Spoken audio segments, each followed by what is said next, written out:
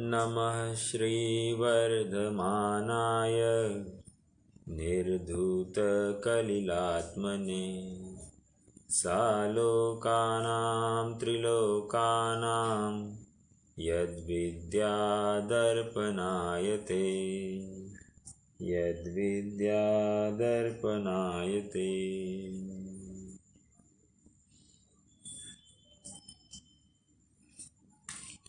अपना भोगोपभोग परिमाण व्रत चल रहा है और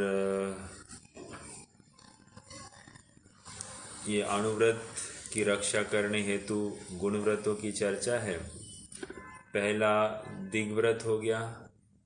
दिग्व्रत में वहाँ दिशाओं की सीमा कर दी। अब दिशाओं की सीमा कर दी तो दिशाओं के बाहर सभी पापों का त्याग। अब सीमाओं के अंदर जो कोई अनर्थकारी क्रियाएं थी उन क्रियाओं का त्याग कराया अनर्थ दंड त्याग व्रत के माध्यम से। अनर्थ दंड त्याग व्रत हो गया। अब तो हो गया होगा नहीं कह रहे हैं। अब इस जीव को और सीमित कराना है तो उसके परिग्रह संबंधी जो कोई दोष आते होंगे उनमें भी इस जीव को सीमित किया भोगोपभोग परिमाण व्रत के माध्यम से। तो भोगोपभोग परिमाण व्रत कहकर यहाँ पर उसको जो कोई चीज़ें छोड़नी थी वो तो छोड़ दी है। जो त्यागी नहीं है उन बिना त्यागी हुई वस्तुओं में उसको परिमित करना है। तो ये भोगोपभोग परिमाण व्रत है। और उसमें अब यहाँ पर हमने दो छंद देखे थे कि एक तो स्वरूप देखा। उसके पश्चात आचार्य देव को लगा कि ये मध्य मांस मधु आदि 5 प्रकार के जो अभक्ष है उनमें ये भोगोपभोग कर बैठेगा। तो उसके लिए आचार्य देव ने 3 छंद लगाकर कहा कि ऐसा नहीं है कि आप ये समझ बैठो कि मध्य मांस मधु बहुघात त्रसघात अनुपसेव्य ये सब इनके संबंधी भोगोपभोग किया जा सकता है। तो इनका तो इस जीव को सर्वथा त्याग ही होता है। तो यहाँ पर कोई ऑप्शन नहीं लगाना कि आज मेरा कोई हिंसक वस्तु संबंधी भोग उपभोग है या आयु भर के लिए मैं इतनी काल के लिए इसका त्याग करूं, ऐसा नहीं है।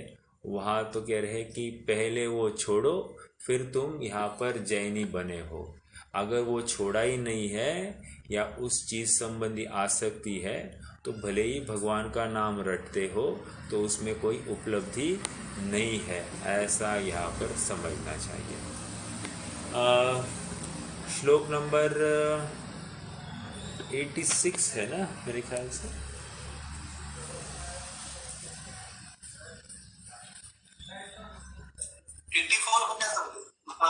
84 हो गया था। अच्छा चलिए पढ़ते हैं एक बार। 84 पढ़ते हैं फिर 85 और 86 भी पढ़ेंगे। 84 मात्र पढ़ना है क्योंकि लिंक लग जाएगी। त्रसहति परिहरणार्थम शौद्रम पिशितम प्रमाद परिहृतये मध्यम च वर्जनीयम जिनचरणौ शरणमुपयाते। त्रसहति परिहरणार्थम, त्रस का घात नहीं करना, मधु का त्याग करना और मांस का भी त्याग करना, ये त्रस का त्याग में आ जाएगा। और प्रमाद के त्याग के लिए मध्य का त्याग होता है। तो इस प्रकार जो जिन देव के चरण की कामना रखता है उस जीव को इन सब का त्याग करना चाहिए।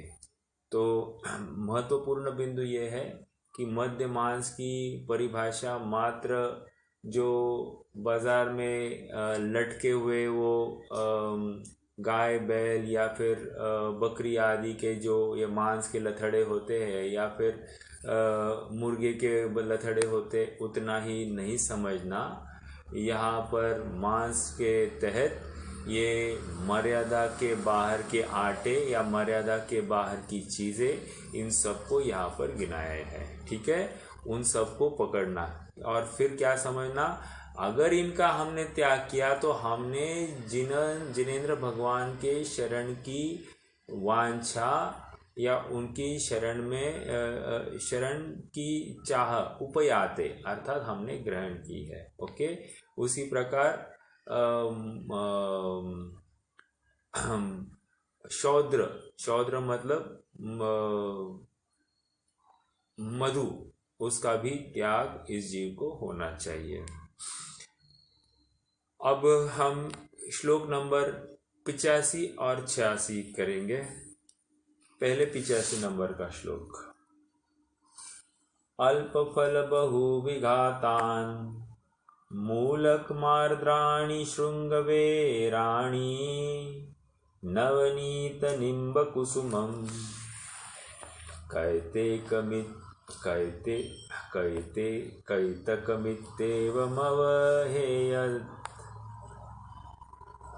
हेयम है ना। हाँ, यहाँ पर सदाशिवदास जी वाली टीका में तो हेयत है, हेयम ही ज़्यादा ठीक है। फिर से, अल्प फल बहु विघातान मूलक मार्द्राणि शृंगवेराणि नवनीत निम्ब कुसुमं कैतकमित्येवमवहेयम्। संधि देखते हैं। अल्प फल बहु विघातान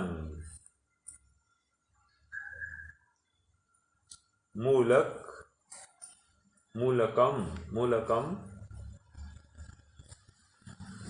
आद्राणी, म का हलन करना और अ बाहर निकलना, आद्राणी शृंगवेराणी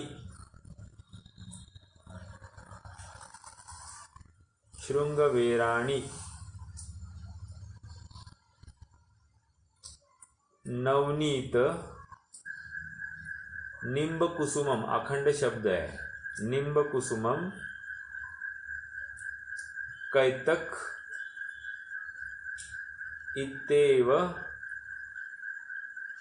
इत्येवम अवहेयत।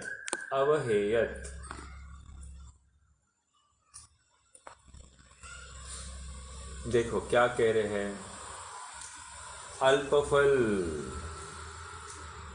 अल्पफल बहु विघातान, कोई फल है, छोटा फल है, वो खाने से बहु विघातान, बहुत जीवों का घात होता है। तो अल्पफल मतलब क्षुद्र फल है, कोई छोटा फल है जिसमें खाने से, जिसके सेवन से बहुत जीवों की हिंसा होती। एक तो अल्पफल बहु विघातान।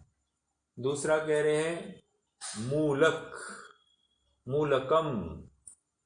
मूलकम मतलब जो मूली, गाजर आदि अंडरग्राउंड जितनी भी वनस्पतियां है, हल्दी और क्या है, आलू, अदरक, बीट आदि आदि जो कुछ है, इन सब को आप मूलकम में ले लीजिए। ठीक है, हालांकि आलू आदि स्टेम है, लेकिन वो जमीन के नीचे आती है, इस रूप से अपन ने उनको मूलकम में ले लिया।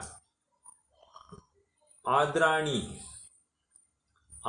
कहकर जितनी भी सचित्त चीजें हैं, तो सचित्त चीजों में यहाँ पर हम पत्ता सब्जियां आदि ले सकते हैं, या फिर सचित्त चीजों में जो कोई टेंडर चीजें हैं, टेंडर इन द सेंस कौली चीज जिसे हम कहते हैं, जिसके समान दो भाग होते हैं, जिनमें रेशे नहीं आई हो, या फिर जिसमें से दूध क्षीर रस निकलता हो, ऐसी सब चीजों को सचित्त कहेंगे।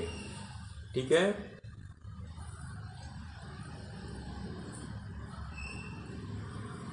मूलक मार्द्राणी, मार्द्राणी की आर्द्राणी की बात हो गई। श्रृंगवेराणी, श्रृंगवेराणी श्रृंगवेराणी का यहाँ तो अलग से उन्होंने अद्रक यह अर्थ किया है, बराबर सब जगह पर अद्रक है। आर्द्राणी का और एक अर्थ उन्होंने गीला किया है, तो गीला की अपेक्षा सचित्त ज्यादा ठीक बैठता है, तो वही लेंगे। आर्द्रता, अपन कहते हैं ना आज आर्द्रता है वातावरण में, तो आज humidity, humidity is related with some water content, तो वाटर कंटेंट के साथ साथ उसमें जीव की हयाती भी स्वीकृत करते हैं। ओके, तो कहाँ थे हम? श्रृंगवेराणी हो गया। नवनीत, नवनीत मतलब मक्खन।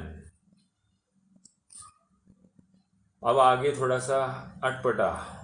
निम्ब कुसुमम, निम्ब कुसुमम नीम का फूल, कुसुम मतलब फूल, नीम, नीम ये नीम का पत्ता होता है, वो बहुगुणकारी होता है, उस पेड़ का फूल। जरा बाहर रखना है स्टूल लेकर। तो निम्ब कुसुमम कैतक, कैतक मतलब केतकी का फूल है कैतक। इति, इति मतलब इत्यादि। एवं ऐसी और वस्तुएं। अवहेयम, अवहेयम छोड़ देना चाहिए, अवहेयत या अवहेयम छोड़ देना चाहिए। ठीक है, तो अब पूरा अर्थ देखते हैं क्या है। अल्प, अल्पफल बहुविघातान, अर्थात फल थोड़ा और स्थावर हिंसा अधिक होने से, एक या बहुत हिंसा होने से।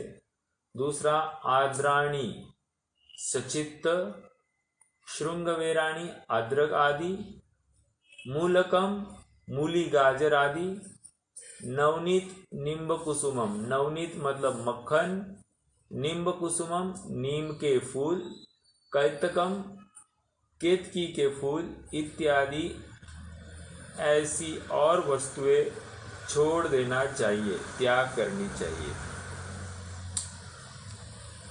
अब थोड़ा सा विचार करते हैं। अल्पफल, अल्पफल मतलब हम यूँ ले सकते हैं कि कोई डोंगराची महीना नहीं क्या, काली महीना होती है, तो वो चीज़ छोटी चीज़ है लेकिन उसमें क्षीर रस ज़्यादा होता है, तो ऐसी चीज़, फल तो छोटा है लेकिन खाने में बहुत हिंसा है, तो इस चीज़ का त्याग होता है। या फिर बहुत छोटे छोटे बेर भी आते हैं, तो इन सबको अल्प फल में लिया जाएगा। ओके। बहुविघातान अर्थात बहुघात जिनके माध्यम से होता है। मूलकम बहुत सारे मूल, ठीक है। इन देखो अभी तो औषधि में तो विशेष रूप से अगर आप आयुर्वेद भी औषध देखते हो तो उसमें मूली के औषध बहुत ज़्यादा बताए जाते हैं, ठीक है, गुणकारी भी होते हैं, तो इसलिए ये देखो मूलकम, ठीक है। श्रृंगवेराणी अर्थात अदरक, नवनीत मतलब मक्खन, निम्ब कुसुमम, ये अब फूल की बात है, थोड़ा सा विचार करना किसके लिए बात कर रहे हैं। भोगोपभोग परिमाण व्रत, और भोगोपभोग परिमाण व्रत का धारण करने वाला जीव सम्यक दृष्टि जीव, मतलब विशेष रूप से वो इसका सब त्याग निरतिचार रूप से कर रहा है क्योंकि उसको अनुव्रतों की रक्षा करनी है। तो वो कैसे यहाँ पर कह रहे निम्ब कुसुमम मतलब नीम के फूल का त्याग करता है, इसका मतलब पहले वो ग्रहण करता होगा, ऐसा तो अर्थ है क्या? नहीं, ऐसा नहीं समझना। अब नींब के फूल के नाम पर जो कोई फूल होगा उस समय में हम नहीं समझते, ऐसी कोई वनस्पति होगी जो उस टाइप की होगी, तो उसको निम्ब कुसुमम ऐसा अर्थ निकल रहा है। कैतक फूल, इसका भी, ये भी कौन सी वनस्पति ये हम नहीं समझते। अभी 2000 वर्ष पहले जो कोई वनस्पति उस टाइप की होगी उसका यहाँ पर त्याग कह रहे हैं। ठीक है, क्यों कह रहा हूँ, क्योंकि फूल जो है ये तो इसमें सदा काल सचित्त माना गया, एक। दूसरा, इसके आश्रय से त्रस जीव रहते ही रहते हैं, तो इन सब की हिंसा एक फूल के आश्रित होती रहती है, तो उनका तो ये स्पर्श तक नहीं करता है, तो उनके त्याग की बात कहाँ लाई, है ना। तो इसलिए ये भोगोपभोग परिमाण व्रत में त्याज्य वस्तु है, अर्थात त्याग करने योग्य वस्तुओं में ये निम्ब, कुसुम और कैतक के फूल, ये थोड़ा सा अलग से समझना पड़ेगा। हालांकि टीकाओं में तो इन फूलों का त्याग होता है ऐसे ही किया है, लेकिन विचारणीय बिंदु इतना ही है कि इस जीव को फूलों का स्पर्श तक नहीं करता है, तो इनके त्याग की बात क्या आ गई। ओके, तो विचारणीय बिंदु है कि कैसे किया जाए। आइए, 85 नंबर का श्लोक हो गया, अब 86 नंबर का श्लोक देखते हैं। तो 85 नंबर के श्लोक में क्या हुआ, बहुघात की चर्चा आ गई। 84 नंबर के श्लोक में त्रसघात और नशाकारक की चर्चा आई। त्रसघात में उन्होंने मधु और मांस को लिया, ओके, और नशाकारक में मद्य को लिया। तो दो आभक्ष 84 नंबर के श्लोक में आ गए। 85 नंबर के श्लोक में बहुघात को ले लिया। ठीक है, बहुघात अर्थात जिन वनस्पतियों के आधार से बहुत जीवों का घात होता हो, उसमें उसको बहुघात में ले लिया है। अब बोलिए भैया। हाँ, ये हल्दी और सुंठ को जैसे शुष्क मूल के रूप में ग्रहण, औषधि के रूप में ग्रहण होता है, वैसे जब आयुर्वेद में अन्य जो मूल है जो शुष्क रूप है, तो उसका भी ऐसे कर सकते हैं क्या? वही ना, तो सब मार्ग खुल जाते हैं। तो यहाँ पर अपना विवेक बहुत ज़रूरी है भैया।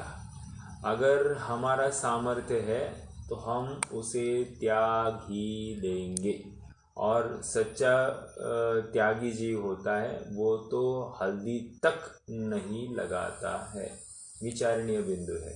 तो हम अपने लिए कितनी छूट रखें ये हमारे पुरुषार्थ के अधीन है। जिनागम में ऐसा कोई अनुमोदक उपाय बताया नहीं कि हाँ करो करके, ठीक है, क्योंकि वहाँ भेद ज्ञान की मुख्यता है। और बिल्कुल सही है कि आज इतनी वनस्पतियाँ लुप्त हो गई है कि हमारे पास इन्हें गिने 2-4 ऑप्शन सामने दिखाई देते हैं, तो ऐसा लगता है कि ये नहीं तो फिर हम कुछ भी नहीं है, ऐसा हमको बिल्कुल लगता है। लेकिन विचारणीय है कि नहीं करे तो ज़्यादा उचित है, मार्ग के अनुकूल है। ठीक है, और सौंठ और हल्दी ये भी टेस्ट के लिए नहीं, ये मात्र और मात्र कदाचित बाकी अन्य उपाय करने पर भी कार्य नहीं हो रहा है तो ये इसका उपयोग होता है। ठीक है, और एक बात बताओ आपको, जैसे जो लोग डेली हल्दी सब्जी में डालते होंगे तो उनको वो हल्दी असर भी नहीं करती है दवाई के रूप में। क्यों? वो बॉडी इतनी उसके लिए यूज टू हो जाती है कि उसको अब वो नए सिरे से लेंगे तो वो असर, मतलब दवाई के रूप में भी लेंगे तो भी वो असर नहीं करती है, ऐसा होता है। और किसी ने त्याग किया है और वो कदाचित थोड़ी सी भी ले तो उसको असर करता हुआ दिखाई देते हैं। तो इसीलिए कोई भी चीज़, हर चीज़ की ले लो, तो इसलिए कोई भी चीज़ खाते हैं रोटेशन में खानी चाहिए, तो उसका असर ज़्यादा काल के लिए होता है। ठीक है, आइए आगे बढ़ते हैं। श्लोक नंबर 86। ये एक समझना, मतलब ये जितने भी वस्तुएं फ्रिज आदि के आधार से भी हम प्रिजर्व करके रखते हैं, ये भी त्रस घात में ही चली जाती है। तो इसके लिए हमारे पास ऐसा नहीं समझना कि वो कुछ हमने उपाय ढूंढ लिया है उसके मर्यादा बढ़ाने का, ऐसा कुछ नहीं है।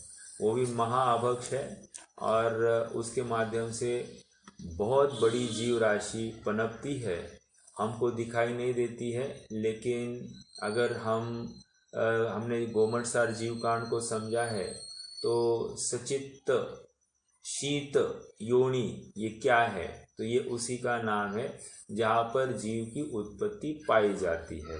ओके, आइए श्लोक नंबर 86। बहुत ही इसकी टीका शानदार है, मैं टीका पढ़ूंगा सदासुखदास जी वाली। आगे बढ़कर अनुपसेव्य अभक्ष की बात आएगी और अनिष्टकारक अभक्ष की बात आएगी। तो दो प्रकार के अभक्ष की चर्चा चलने वाली है।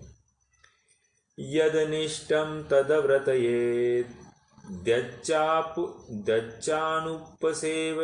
सेव्यमेतदपि जय्यात् अभिसन्धिकृता विरति विषयाद् योग्याद् व्रतं भवति। फिर से, यदनिष्टं तदव्रतयेत् द्यच्चानुपसेव्यमेतदपि जय्यात् अभिसन्धिकृता विरति विषयाद् योग्याद् व्रतं भवति। एक कोई तो पढ़ के दिखाइए मुझे, मुकेश भैया पढ़िए जरा इसको। यदनिष्टं तदव्रतयेद्य चानुपसेव्यमेतदपि जय्यात् अभिसन्धिकृता विरतिर् विषयाद् योगाद् व्रतं भवति। 2-3 जगह पर गलती हो गई, देखो मैं फिर से पढ़ता हूँ। यदनिष्टम तदव्रतयेत्, व्रतयेत् ये बोला, फिर भी क्या पढ़ना, द्यच, द को ध्य है ना, वो ध्यच्चानुपसेव्यमेतदपि जय्यात् अभिसन्धिकृता विरतिः विषयात् योग्यात् व्रतं भवति। ठीक है भैया, वो विरति की रफा है। हाँ, अच्छा, हाँ ठीक है। मेरी कॉपी में विरति ही विसर्ग है और वो रफार हटा दिया है।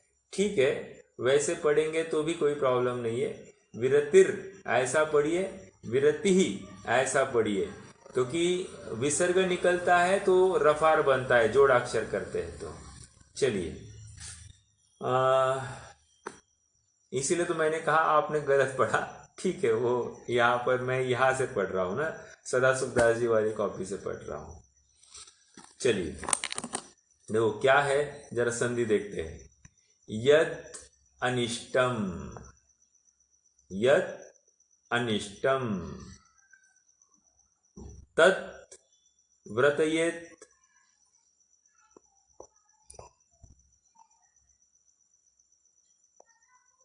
यत् यत् अनुपसेव्यम एतदपि जय्यात्, एतत् अपि जय्यात् अभिसन्धिकृता विरति, अभिसन्धिकृता विरति विषयात् योग्यात् व्रतं भवति। व्रतम, इसको व्रत कहते हैं। किसको व्रत कहते हैं? तो ये उपरोक्त चीजों के त्याग को व्रत कहते हैं। इसके लिए शब्द क्या आया? विरति, मतलब त्याग करना, इसे व्रत कहते हैं। विरक्त होना इसको व्रत कहते हैं। किससे विरक्त होना? तो देखो क्या कह रहे, यत अनिष्टम। यत अनिष्टम अर्थात जो चीज अनिष्ट है, किसके लिए अनिष्ट है? शरीर के लिए अनिष्ट है। ओके, तो जो चीज शरीर के लिए अनिष्ट है, एक तत्व्रतयेत, उसका क्या करना? व्रत करना अर्थात छोड़ देना। यत अनुपसेव्य, अब जो अनुपसेव्य वस्तु है, एतत् अपि जय्यात्, एतत् अपि जय्यात्, उसको भी जय्यात् छोड़ देना। अभिसंधिकृता, अभिप्राय पूर्वक छोड़ना। अभिप्राय मतलब प्रतिज्ञा पूर्वक ले लो या बुद्धि पूर्वक छोड़ना। विरति, विरति मतलब इससे निवृत्ति होती है। विषयात्, विषय से, योग्यात्, योग्य प्रकार से,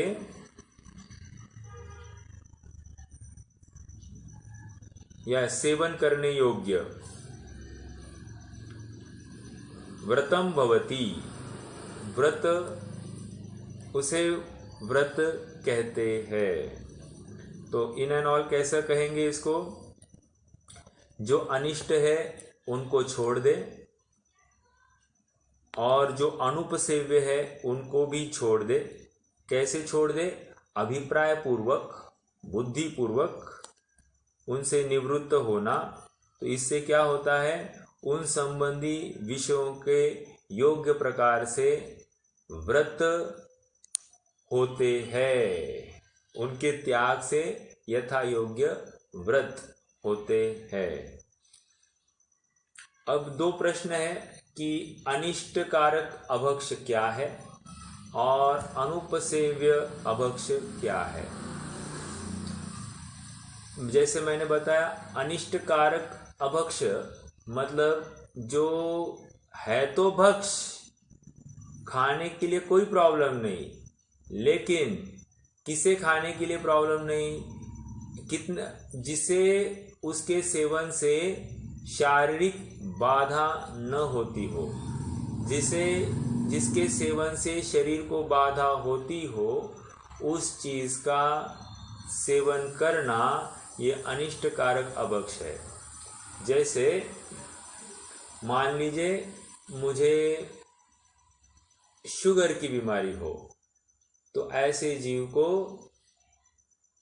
जो चीनी आदि पदार्थ है इनका विपुल मात्रा में सेवन करना ये अनिष्ट कारक अभक्ष कहा जाता है। ठीक है, ऐसा अन्य हर जगह पर लगाना। जैसे कोई बीमार व्यक्ति है और बीमार व्यक्ति को घी लेना, ये अनिष्ट कारक अभक्ष में चला जाएगा। क्यों? वो उसको बांधने वाला है, उसका काम ठीक नहीं होगा, उसके शरीर को और तकलीफ होगी, इसको अनिष्ट कारक अभक्ष में लिया गया है। ओके, अब दूसरा अनुपसेव्य, अनुपसेव्य अभक्ष। अनुपसेव्य मतलब वो सेवन करने योग्य नहीं है, या वो भी अनुपसेव्य अभक्ष भी क्या है सच बताए तो जैसे मूत्र है, दूसरा लार है, इनको सेवन करना ये अनुपसेव्य में लिया जाएगा। अपने ही मूत्र, अपनी ही लार, इसको भी सेवन करने में, मतलब एक बार थूक दी उसी को चाटना, या एक बार मूत्र विसर्जन हो गया उसी को फिर से पीना, ये अनुपसेव्य अभक्ष में लिया जाता है। तो एक बार मनीष भैया, अपना कौन, सुनील भैया ने एक बार प्रश्न किया था कि वो पंच क्या है, गोमूत्र आदि से कुछ चीज बनती है, तो वो पंचामृत जो कुछ है उसको अमृत नाम देकर उसको सेवन कराना ये कहाँ तक योग्य है। तो जिनागम इसके अनुकूल नहीं है, उसे त्यागना ही कहा है। अब अनुपसेव्य में क्या तकलीफ है थोड़ा सा बताओ आपको। अनुपसेव्य ऐसा है, वैसे देखा जाए तो उसमें जीव उत्पत्ति नहीं है, समझना इस बात को। हाँ, मतलब मूत्र में जीव उत्पत्ति नहीं है, अंतर्मुहूर्त तक जीव उत्पत्ति नहीं होती है, उसके पश्चात होगी, लेकिन अंतर्मुहूर्त तक तो उस कोई जीव उत्पत्ति नहीं है। लेकिन जिसके सेवन में ग्लानि होती है तो ऐसी चीज नहीं लेनी चाहिए, अनुपसेव्य। ओके, ग्लानि उत्पन्न करती है, इसलिए उसको त्यागना कहा गया है। हाँ, लेकिन लार है, जैसे राजस्थान साइड में अगर जाते हैं तो या गुजरात साइड में जाते हैं तो वहाँ एक ही थाली में या एक ही थाला होता है, या फिर शादी ब्याह में भी हमने देखा होगा कि ग्रुप्स बनाकर एक ही थाली में सब लोग सब मिक्सिंग करते हैं और वही खाते हैं। तो सबके हाथ उधर जाते, सब चाटते रहते और फिर से उन्हीं हाथों से खाते रहते हैं और प्रेम बढ़ने की बहुत भ्रामक कल्पना करते हैं। तो कह रहे हैं कि ये महाअभक्ष चीज़ है, एक जीव की लार उस अन्न में आ गई, उसी को दूसरे जीव ने लिया, उसने खाया, अब उसकी लार तीसरे में गई, तो इस न्याय से वो महाअभक्ष वस्तु बन जाती है, अनुपसेव्य कहा है। ठीक है, इसलिए हमारे यहाँ पर साथ साथ एक ही थाली में भोजन करना पूर्णतया निषिद्ध है। ओके, ये बहुत विचारणीय बिंदु है। आपका प्रेम एक तरफ, इवन शादी ब्याह में भी क्या कराते हैं, एक थाली में पति पत्नी को या वधू वर को बिठाते हैं और उनको भोजन कराते हैं। तो ये बिल्कुल उचित नहीं है। ये विवेकी जीव को तो त्यागना ही चाहिए और हमको जहाँ तक हो इसका अनुमोदन नहीं करना चाहिए। देखो, एक एक बात हमें समझ पड़ती है, तो भले ही समाज के जो अभी जो ट्रेंड चल रहा है उससे हमको विपरीत दिखाई देती हो, तो इसका जोर से खंडन करना चाहिए, क्योंकि आज अगर खंडन नहीं करेंगे तो कल को जाकर वो प्रथा हो जाएगी और वो हमको ही तकलीफदायक हो जाएगी। इसलिए जो कोई चीज़ जिनागम के विरुद्ध हो, इसका हमको डट कर खंडन करना चाहिए। ओके, तो अनुपसेव्य में आ गई। अब मुझे जो पढ़ना है अनुपसेव्य का, ये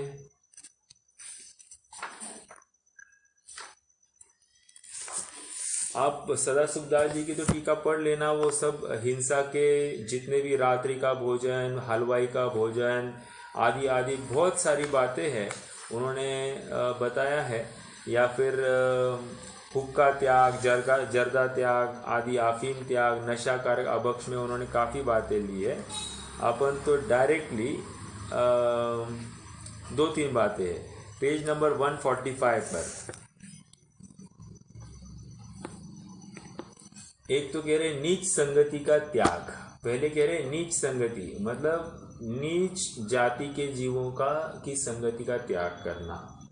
तो क्या कह रहे, मिथ्या धर्म के धारकों के साथ मांस भक्षियों के संग बैठकर भोजन नहीं करो, नीच जाति के पुरुषों से मित्रता नहीं करो, देवता को चढ़ाया गया भोजन नहीं खाना चाहिए, हाथी दांत की चूड़ी, रोम का ऊनी वस्त्र, कंबल पहनकर भोजन बनाया हो तो वह भोजन भी खाने योग्य नहीं है। मांस भक्षी के घर में, नीच जाति के घर में भोजन नहीं करना चाहिए। बहुत ही मार्मिक बातें हैं। एक तो कह रहे ऊनी वस्त्र पहनते हैं और ऊनी वस्त्र पहनकर यदि हम भोजन बनाते हैं तो वो योग्य नहीं है। ठीक है, वो महाअभक्ष माना गया है, एक बात। दूसरी कह रहे हैं कि भगवान को चढ़ाया हुआ जो कोई भोजन होता है प्रसाद के नाम पर नहीं लेना बहुत बड़ी बात है। ठीक है, इसी न्याय से अपने मंदिरों में भी जो कोई द्रव्य चढ़ाया जाता है वो निर्माल्य के रूप में यदि पुजारी लेता है और वो कई बाजार में बेचता है तो ये योग्य नहीं है।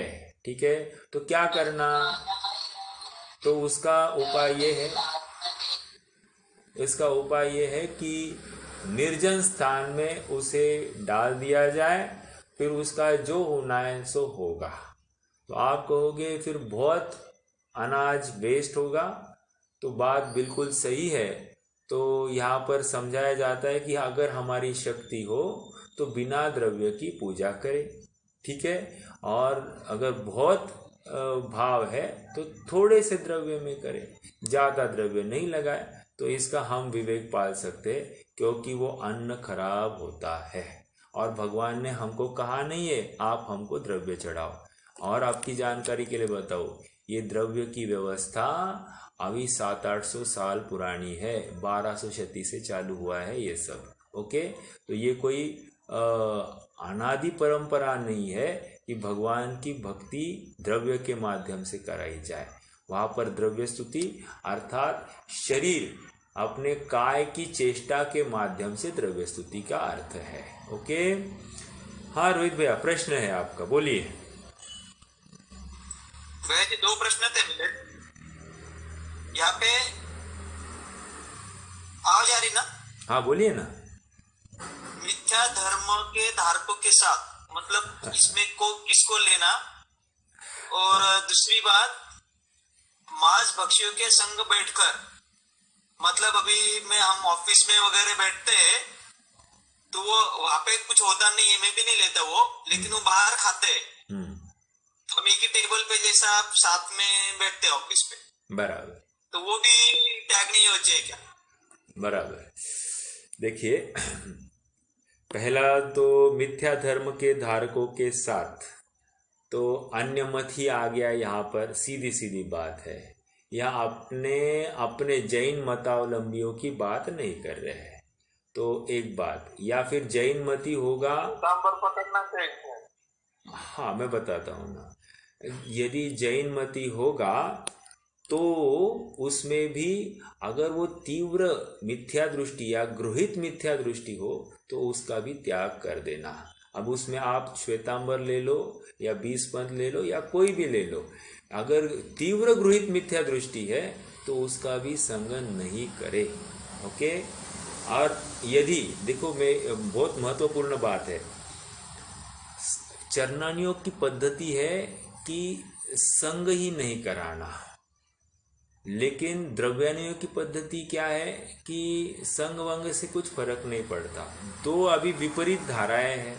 ओके, तो आपको एक उदाहरण देता हूँ। उदाहरण यह है कि गांधी जी को कहा गया कि आप उन हरिजनों की बस्ती के पास में मत रहना। क्यों? क्योंकि आप भी प्रभावित हो जाओगे। लेकिन गांधी जी ने ऐसा नहीं किया, वो हरिजनों में जाकर रहे और उनमें गए और वे स्वयं प्रभावित नहीं हुए, लेकिन हरिजन तो उनसे प्रभावित हो गए, तो वे बदल गए, हरिजन बदल गए। तो इसका मतलब यह है कि यदि हमारी दृढ़ता है तो मिथ्या धर्म वाले भी हो या मांस भक्षी भी हो, कुछ फर्क नहीं पड़ता है। पॉइंट नंबर 1, देखो मैंने 2 पहलू खोले हैं। यदि हमारी दृढ़ता नहीं है, यदि हमको किसी से कुछ बात करने में डर लगता है, भय लगता है, अरे मैं कुछ बोलूंगा तो इनको क्या लगेगा, मेरे फ्रेंड्स टूट जाएंगे, मेरा अपग्रेडेशन रुक जाएगा, तो आप फिर इनके साथ में मत खाइए। ओके, हाँ, और यदि आपको कुछ भी फर्क नहीं लगता है तो आप विचार करना। लेकिन महत्वपूर्ण बात यह है, मांस भक्षियों के साथ तो नहीं खाना चाहिए, क्योंकि मान लीजिए कि बाजू वाले ने अंडा या मछली लाई है और हम उसके बाजू में बैठे अपना जैन फूड खा रहे हैं, वो अपने पास तुमने क्या लाया, तुमने क्या किया, ऐसा करके उसकी मुंह की खकार या कुछ भी अपने भोजन में चली जाए, जाने के लिए बहुत सारे अवसर है। तो हम उस जगह पर ना बैठे, ये ज़्यादा उचित है।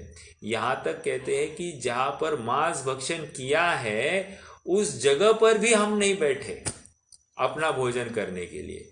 तो बेस्ट क्या है कि हम घर पर ही भोजन करके जाएं। अब वो व्यवस्था किस प्रकार बैठ सकती है ये मैं ज़्यादा नहीं समझता, लेकिन योग्य तो इतना ही है कि हम अपने घर पर ही भोजन करें। अब नहीं वह हो सकता है तो फिर हम बचने का प्रयास करें, और क्या कह सकते हैं। ठीक है, इस न्याय से होटल में जो हम जो होटल की प्लेट्स में खाते हैं वो भी प्लेट्स क्या है, किसी मांस भक्षी ने उसी में भोजन किया है, किसी ने क्या किया है, कैसी धुली गई है क्या मालूम, उसी में जाकर हम भोजन करें, वो नहीं चलती है बात। ठीक है, तो अपना विवेक जागृत रहे, अपन विचार करें कि क्या योग्य नहीं है। और सबसे उत्कृष्ट तो यही है कि हम बाहर कुछ खाने का यत्न ही नहीं रखें। ठीक है, और देखो बहुत सारी बातें होती, जैसे पानी की बोतल है, स्कूल्स में तो बहुत आम बात है कि ये मेरी बोतल है, दोस्त ने भी उसी बोतल से पानी पी लिया, तीसरे ने भी उसी से पानी पी लिया। ऐसे होता है, शेयरिंग इज केयरिंग, ऐसा बोलते हैं। तो आप विचार करना, मतलब ये अपने स्तर पर हम जागरूक रहे, और दूसरे की बात तो है नहीं है। भाई जी आपने वो जो बात बोली, हाँ, वो भले ही मित्रता ये हो जाए, हाँ, वो बहुत थोड़ा अभी कठिन होता है थोड़ा। क्यों हो रहा है मैं बताता हूँ आपको, क्यों हो रहा है मैं बताता हूँ। जाना ही पड़ता है साथ में, हम कुछ करते नहीं तो वो कि मित्रता टूट जाती है, रिलेशन वो बहुत समाज में ये हो जाता है। नहीं, क्यों हो रहा है मालूम है क्या, हमने पहले आदत डाल दी है, अब अचानक से हम अपना पैतरा बदल देना तो वो बोलेंगे कुछ तो गड़बड़ हो गई है, तो अब हमको बहुत तकलीफ होने वाली है। मैं आपको मतलब बहुत वस्तु स्थिति है कि मैं भी जहाँ पर जॉब करता था वहाँ पर मैं बम्बई जाता था, बम्बई में सब आगरी लोग, और वो आगरी लोग मतलब मच्छी के सिवाय कुछ खाते नहीं है और वहीं पर बैठकर खाना पड़ता था। तो ये बिल्कुल सही बात है, बहुत तकलीफ है। हम विचार करें हम कैसे बचेंगे, और बचने का ऐसा कोई मार्ग भी नहीं दिखाई दे रहा है, मैं सच कह रहा हूँ। मतलब मुझे आपकी बात बिल्कुल स्वीकृत है, लेकिन फिर उपाय इतना ही है कि ऐसे माहौल में हम कैसे बच सकते इसका हम ही शोध करें। हम अपना भोजन कब कर सकते, कैसे कर सकते, ये हम विचार करें। हम स्पेशल कुछ अनुमति ले और अपना सॉल्यूशन ढूंढे, ये अलग बात है, लेकिन हमको करना पड़ेगा क्योंकि बचना हमको है। अच्छा हो गया भैया, क्या कहा? कोरोना की वजह से अच्छा हो गया, आप डेस्क पे भी खा सकते हैं आने की जरूरत नहीं। हाँ बराबर है, वो तो है, थोड़ा सा हो गया, लेकिन जैसे ही थोड़ी सी शिथिलता आ जाएगी फिर से सब जुड़ने वाले हैं। तो हम विचार करें, अभी इतने दिन एकदम दूर रहते थे, आप क्या बराबर हाथ भी मिलाना चालू हो गया है, अभी दोस्तों का गले में हाथ डालकर चलने लग गए हैं। थोड़ा सा माहौल ठीक होता है तो अपने आप सब चालू हो जाता है। तो इससे भी कितने दिन बच पाएंगे हमको मालूम नहीं है। ठीक है, तो ये विचार हम निश्चित करें, हम ये प्रकरण जो है यहाँ का वो पढ़े। और एक बात मुझे आपको हाईलाइट करानी है, पेज नंबर 147 पर। बाकी तो आप पढ़ सकते, कोई बड़ी बात नहीं है, सब इजी है, लेकिन आश्चर्य की बात मैं आपको और यहाँ से पढ़ के दिखाऊं। अनुपसेव्य का त्याग कराया है। अनुपसेव्य मतलब जिससे ग्लानि होती है। तो हम यूजुअली अनुपसेव्य के माध्यम से क्या पकड़ते हैं कि एक थाली में नहीं भोजन करना, मूत्र आदि जो कुछ चीजें होगी, गोमूत्र आदि, वो त्याग करना, तो खाने पीने तक ही हम सीमित रखते हैं। अब देखो सदाशिव दास जी क्या कह रहे हैं, अनुपसेव्य जानकर विकार रूप वस्त्र, आभरण आदि नहीं पहनना चाहिए। एकदम से हट के बात है, विचार करना, मतलब ये हमारी जिम्मेदारी कितनी बढ़ गई है। और विद्वानों की सोच इतनी गहरी है जिसका कोई मतलब पार नहीं है। और ये हमको समझना चाहिए कि हमारे ऊपर उपकार किया है कि इन्होंने इतने गहरा चिंतन करके, मौलिक चिंतन करके, जिससे इस जीव को विकार नहीं होगा, वो सत्पथ पर बना रहेगा, इसके लिए उन्होंने कितने सारे उपाय हमको बताए हैं। देखो, अनुपसेव्य जानकर विकार रूप वस्त्र आभरण आदि नहीं पहनना चाहिए। जो उत्तम कुल के योग्य नहीं, ऐसे नीच कुल के पहनावे, वेश्या तथा विट पुरुषों के पहनावे, सिपाहियों तथा म्लेच्छ मुसलमानों के पहनावे, स्वामी, योगी, फकीर, भांडों के पहनने के वस्त्र आभरण परिणाम बिगाड़ते हैं। इसलिए अंडरलाइन द वर्ड, परिणाम बिगाड़ते हैं, इसलिए नहीं पहनना चाहिए। अपने आप में तथा दूसरे में विकार पैदा नहीं करने वाले, अपने पद के योग्य, अवस्था के योग्य, लोक से विरुद्ध ऐसे आभरण, वस्त्र, भेष धारण करना ही उचित है। क्या कहा? लोक से अविरुद्ध, नॉट विरुद्ध, लोक से अविरुद्ध ऐसे आभरण, वस्त्र, भेष धारण करना ही उचित है। मतलब बहुत सारी बातें इन्होंने यहाँ पर हाईलाइट किए। हमारी उम्र छिप जाए ऐसे भी हम वस्त्र पहने, नॉट योग्य, अविरुद्ध कह दिया। ये बहुत बहुत विचारणीय बिंदु है यहाँ पर, ठीक है। दूसरी बात, जिससे दूसरों को विकार उत्पन्न हो जाए ऐसे भी वस्त्र हम नहीं पहने। क्यों? अरे उनकी विकार हो गया, हम क्या करेंगे? अरे आप निमित्त बने ना, तो क्या हम क्या करें? उनकी तकलीफ है, उनकी तकलीफ बराबर है, लेकिन हमारे ऊपर कोई उपसर्ग का न्योता हम तो नहीं दे रहे हैं ना, अति प्रसंग का न्योता हम तो नहीं दे रहे ना, इसका विचार हम करें। वही को। तो क्या है ये बात? ये पैराग्राफ बार बार पढ़ना और इसमें से जितना हम हमारे ऊपर लगा सकते, आत्म परीक्षण कर सकते, इसका हम विचार करना। यदि हम सच्चे जैनी हैं तो हम निश्चित रूप से इसका विचार करेंगे। देखो, अब आप कहोगे इससे हमारा सम्यक्त्व का रुक जाएगा क्या? रुक सकता है, रुक सकता है। क्यों रुक सकता है? क्योंकि इस जीव को अभी भी शरीर सापेक्ष या अपने सुंदरता सापेक्ष जो कोई व्यवस्था करनी है उसमें ही ये लगा है। इसे अपने बहिरंग दृष्टि की ही पड़ी है और ये भूल रहा है कि मैं शुद्धात्मा हूँ, ये शरीर मैं नहीं हूँ। तो शरीर की सुंदरता या शरीर की व्यवस्था जितनी जरूरी है, जितनी लोक में लोक के न्याय के विरुद्ध नहीं है, तो उतने मात्रा में मुझे आगे बढ़ने में कोई हर्जा नहीं है। ठीक है, तो ये विचारणीय बिंदु है। हम सब अपनी अपनी विवेक को जागरूक रखेंगे और इसमें प्रवृत्ति करेंगे। या बच्चों को भी कैसे कपड़े पहनाने, कैसे नहीं पहनाने, इसका भी हम विशेष ख्याल रखेंगे। ओके, ये जिम्मेदारी हमारी है, अन्य की नहीं है। हाँ बोलिए। ये स्वामी योगी जब मिथ्यात्व को बेच की वजह से किया है क्या? हाँ, वे अन्य मत है, इस अपेक्षा से उनका वस्त्र आदि देखो ना, कितनी बड़ी बात है। एक छोटा सा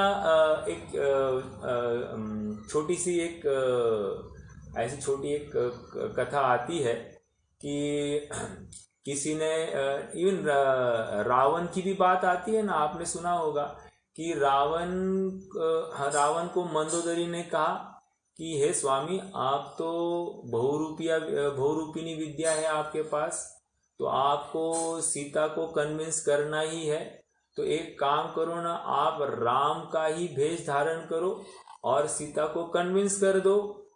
तो देखो मंदोदरी कह रही है, तो रावण कह रहे यही तो तकलीफ है ना, कह रहे मैं जैसे ही राम का भेष धारण करता हूँ तो मुझे वैसे परिणाम ही नहीं होते हैं।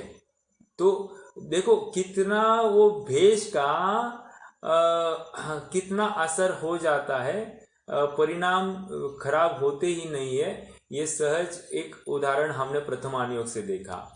और ऐसा एक उदाहरण आता है कि जैसे कोई व्यक्ति था, वो बहुत शराब पीता था। तो घर वालों ने सोचा अब ये शराब कैसे छोड़ दे। तो उसे ले गए किसी एक बाबा के पास में, अन्य मत वाला बाबा था।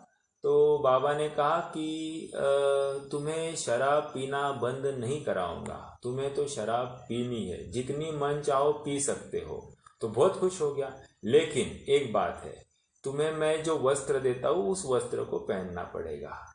तो उसने क्या दिया, एक फकीर का ड्रेस दिया, भगवा ड्रेस दिया, और उसको कहा ये पहन के तुम चाहो उतनी शराब पी लो।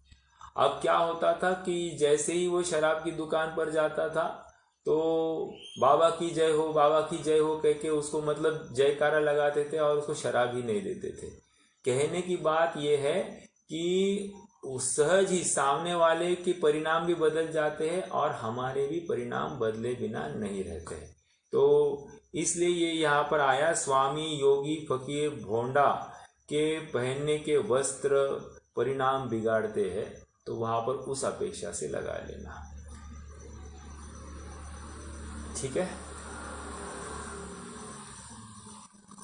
चलिए और एक बिंदु है, बहुत कहने से क्या, संक्षेप में इतना जान लेना कि समस्त संसार के परिभ्रमण का कारण 5 इंद्रियों के विषयों की लालसा है।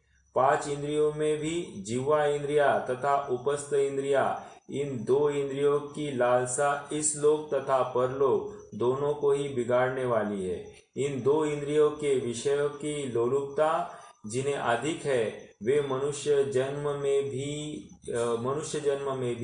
पशु के समान है।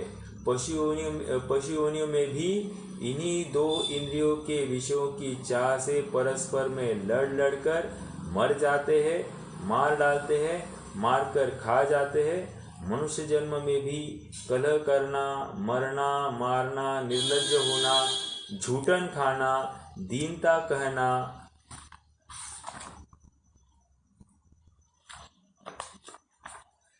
पुण्य दान लेना, अभक्ष भक्षण करना इत्यादि सभी नीच कर्मों में प्रवृत्ति रखना इंद्रियों के विषयों की लालसा से ही होती है। जैसे एक छोटा उदाहरण दूं, कोई कहे कि हमारा शरीर के प्रति राग नहीं है, हम शक्कर खाए तो क्या है, भेद ज्ञान करेंगे, शरीर की अवस्था शरीर रूप होती है, हमारी अवस्था हमारे तो आत्मा जैसी है, तो हमको कुछ फर्क नहीं पड़ता है। तो ये कुतर्क है।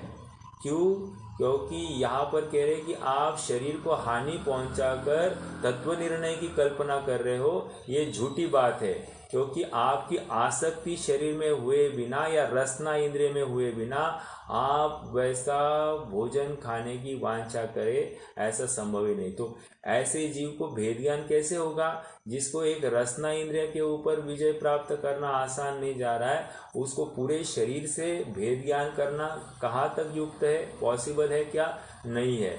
तो यहाँ पर अपने अभिप्राय में जो आसक्ति है परद्रव्य संबंधी वो झलकती है, इसीलिए इन वस्त्रों आदि का भी त्याग कराया जाता है। थोड़ा बहुत प्रैक्टिकल बात है, संग से अपने परिणाम भी बदलते। देखो आपको ज्ञात होगा ना, जैसे हम होटल में भी जाते हैं, तो होटल में भी जाना नहीं चाहिए, लेकिन जाते हैं तो कहाँ बैठना पसंद करते हैं?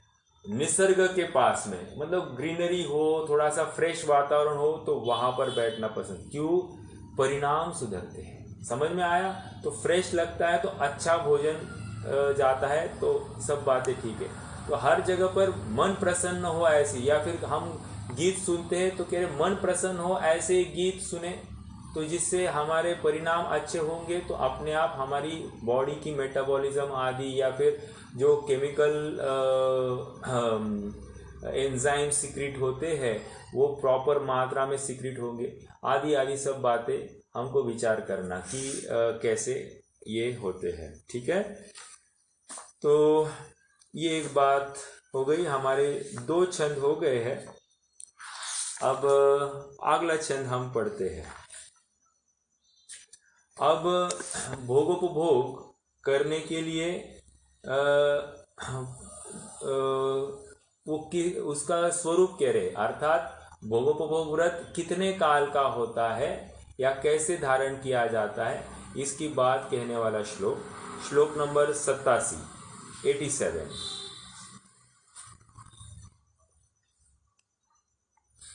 नियमो यमश्च विहितो द्वेधा भोगोपभोग संहारे। ठीक है, वहां पर संहारात है। नियम परिमित कालो यावज्जीवं यमो ध्रियते। फिर से, नियमो यमश्च विहितो द्वेधा भोगोपभोग संहारात् नियमः परिमित कालो यावज्जीवं यमो ध्रियते।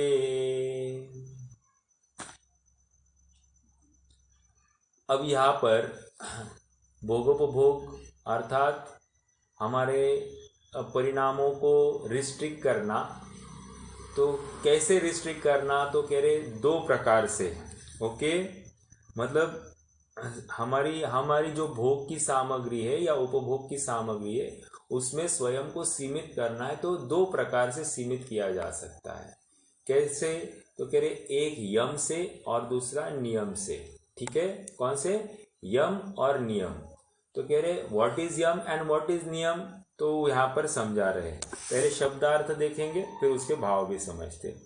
नियमो यमश्च विहितो, नियमो यमश्च विहितो द्वेधा भोग उपभोग संहारात्।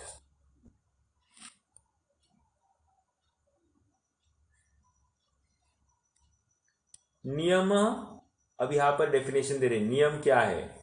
नियम परिमित कालो, उतना। नियम परिमित कालो यावज्जीवम यमो ध्रियते। ध्रियते मतलब धारण किया जाता है। ठीक है, क्या धारण किया जाता है? तो कह रहे यम जो होता है वो यावज्जीवम, यावज्जीवम मतलब आमरण, मरण तक यम को धारण किया जाता है। मतलब यम के माध्यम से जो भोग उपभोग का निरोध करना है वो यावज्जीवम। याद रखना, ये भक्ष्य सामग्री में अर्थात अब अनर्थ दंड छूट गया, दिग्व्रत छूट गया, अब जो कोई परिग्रह परिमाण व्रत भी हो गया है। अब जो परिग्रह है उसमें अब भोग उपभोग की कल्पना कर रहे हैं, अर्थात उसमें अब विचार चल रहा है कि ये मैं यावत जीवन छोड़ दूंगा, ऐसा यहाँ पर प्रयास चल रहा है। ठीक है, जैसे आपको पता होगा ब्रह्मचारी रायमल जी थे टोडरमल जी के सहकालीन, तो उन्होंने यावत जीवन हरि का त्याग कर दिया। अब वैसे हरि का त्याग श्रावक को नहीं होता है, अरे मुनि अवस्था में भी हरि अचेत्य करके खाई जाती है, तो उन्होंने हरि का त्याग यावत जीवन कर दिया। कोई कहेगा उनकी प्रतिमा कौन सी थी? अरे बिना प्रतिमा के नहीं कर सकता क्या? मतलब ब्रह्मचारी थे, बस इतनी बात है। लेकिन उन्होंने आजीवन हरि का त्याग कर दिया, तो ये किस में जाएगा? यमो, यावत जीवम यमो ध्रियते, आजीवन के लिए उन्होंने हरि का त्याग कर दिया। समझ में आया? तो ऐसा यमो का अर्थ हो गया। और नियम सेकेंड लाइन की बात कर रहे हैं। नियम मतलब नियम परिमित कालो, परिमित लिमिटेड टाइम स्पैन के लिए, 1 दिन 2 दिन 4 दिन, हफ्ता 2 हफ्ता, 6 महीना, साल 2 साल, ऐसा जो कुछ होगा आप एक लिमिटेड स्पैन के लिए अगर नियम लेते हैं, भोगोपभोग संबंधी स्वयं को सीमित करते हैं, तो उसको नियम कहा जाएगा। तो नियम अल्पकाल के लिए और यम बड़े काल के लिए। देखो शब्द यम है तो वो बड़ा काल समझना, छोटा शब्द बड़ा काल, और नियम ये बड़ा शब्द छोटा काल, ठीक है, परिमित काल। ओके, देखो अब अर्थ देखते। नियमो यमश्च विहितो, नियम और यम ये दो, विहितो मतलब व्यवस्थापित या प्रतिपादित है। ये दो प्रकार से भोगोपभोग के माध्यम से सीमा की जाती है। द्वेधा, द्वेधा मतलब दो प्रकार से। भोग उपभोग संहारात, भोग और उपभोग के परिमाण का आश्रय करना, कैसे? नियम और यम के माध्यम से, इन दो के माध्यम से। विहितो व्यवस्थापित या प्रतिपादित है, ठीक है। परिमित काल, जो काल का परिमाण से सहित है वह नियम है, ठीक है। और जो यावत जीवन है अर्थात जीवन पर्यंत है वह यम कहलाता है, ठीक है। ध्रियते मतलब धारण किया जाता है, जीवन भर के लिए जो धारण किया जाए उसको यम कहा जाएगा, ठीक है। तो ये इतनी बात यहाँ पर भोगोपभोग परिमाण व्रत के माध्यम से दो प्रकार से स्वयं को कैसे सीमित किया जाता है ये बात आई। अब कल हम इसको भोगोपभोग के परिमाण को कैसे किया जाता है, अर्थात पंचेंद्रिय के विषयों में कौन से विषयों का भोगोपभोग में यम और नियम होते हैं और कितने काल के लिए किए जाते, इस संबंधी दो छंद है। और उसके बाद में अतिचार को कहने वाला एक छंद है। तो ये तीन छंद होंगे तो हमारा गुणव्रत अधिकार भी पूर्ण हो जाएगा। हमारा 90 तक छंद कल शायद पूरे हो जाएंगे, देखते हैं, प्रयास करेंगे, जैसे होगा अपन क्रमशः आगे बढ़ाएंगे। आज और कोई प्रश्न है तो पूछिए, नहीं तो फिर जिनवाणी स्तुति करेंगे।